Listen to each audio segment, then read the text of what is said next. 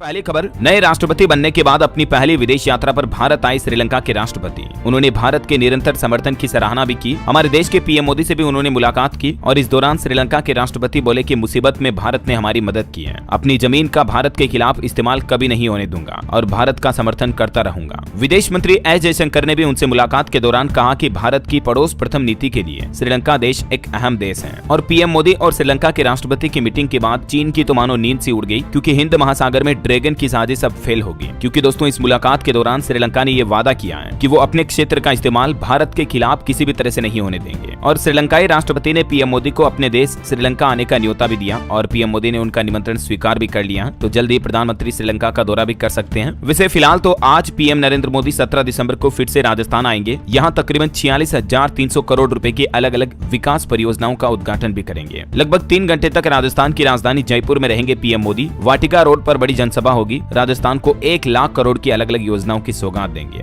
और ये 9 दिन में ही पीएम मोदी का दूसरी बार राजस्थान दौरा होगा। पीएम आज PKC-ERCP का शिलान्यास भी करेंगे। राजस्थान के 21 जिलों को पीने और सिंचाई का पानी मिलेगा इस नई परियोजना से। इसके अलावा भी दोस्तों कुल 24 और परियोजनाओं का उद्घाटन और शिलान्यास करेंगे। मतलब 24 अलग अलग नए प्रोजेक्ट्स का उद्घाटन होगा और ये सभी प्रोजेक्ट 46,000 करोड़ से भी ज्यादा के हैं, है ना। भारत के राष्ट्रीय सुरक्षा सलाहकार NSA अजीत डोभाल चीन के दौरे पर जाएंगे और ये 5 साल बाद किसी भारतीय अधिकारी का चाइना का दौरा होगा। भारत चीन के बीच सीमा विवाद सुलझने के बाद अब वो वहां के विदेश मंत्री से भी मुलाकात करेंगे। चीन की राजधानी बीजिंग का दौरा करेंगे जल्दी। या चाइना रिलेशन पर भी विदेश मंत्री ने कहा कि संबंधों का संतुलन भारत और चीन के हित में होगा। फिलहाल तो उन्होंने तनाव कम करने पर जोर दिया। तो फ्रांस के मायोट में अभी 100 साल का सबसे बड़ा तूफान आया हुआ। 1000 से ज्यादा लोगों की जान जाने की आशंका है। लोग बोले कि इस तूफान ने परमाणु बम जैसी तबाही मचाई। भारत के लोगों को वीजा फ्री एंट्री दे सकता है रूस। इससे आपका ट्रेवल बजट भी कम हो जाएगा। दरअसल रूस के आर्थिक विकास मंत्रालय का कहना है कि जून 2025 से ही भारतीय पासपोर्ट धारक वीजा फ्री पर्यटन कर सकेंगे, है ना। तो अब थाईलैंड की ही तरह रशिया घूमने जाने वाले लोगों को भी वीजा लेने की जरूरत नहीं पड़ेगी। आर्मेनिया गणराज्य के संसदीय प्रतिनिधिमंडल ने राष्ट्रपति भवन में राष्ट्रपति द्रौपदी मुर्मू से भेंट भी की। मुलाकात की इस दौरान कई अहम बातों पर चर्चा हुई। आने वाली है कोरोना से भी 7 गुना ज्यादा घातक महामारी। दुनिया भर में कोहराम मच सकता है इस महामारी से। WHO की तरफ से खुद इस बात की चेतावनी जारी की गई। WHO यानी वर्ल्ड हेल्थ ऑर्गेनाइजेशन का कहना है कि एक अज्ञात बीमारी यानी डिजीज अक्ष से सावधान रहने की जरूरत है। दुनिया भर में डिजीज अक्ष का खतरा मंडरा रहा, तो आप अपनी हेल्थ इम्यूनिटी को अच्छा रखें ताकि अगर कोरोना जैसी महामारी आ भी जाए तो भी अपना कुछ ना बिगाड़ सके। सीरिया में तख्तापलट के बाद पहली बार बोले असद, मैंने अपने लोगों को धोखा नहीं दिया, लड़ना चाहता था, मजबूरी में देश छोड़ना पड़ा। जो वहाँ के राष्ट्रपति थे ना, उन्होंने अब ये बयान दिया। बांग्लादेश की पीएम शेख हसीना ने भी मोहम्मद यूनुस को फांसीवादी बताया। कहा कि देश विरोधी ताकतों ने अवैध तरीके से सत्ता पर कब्जा किया। वैसे बांग्लादेश में अगले साल 2025-26 के बीच चुनाव भी हो सकते हैं, ऐसी भी खबर है। देखिए, गाजा में इजरायली हवाई हमले में 25 और लोगों की जान चली गई।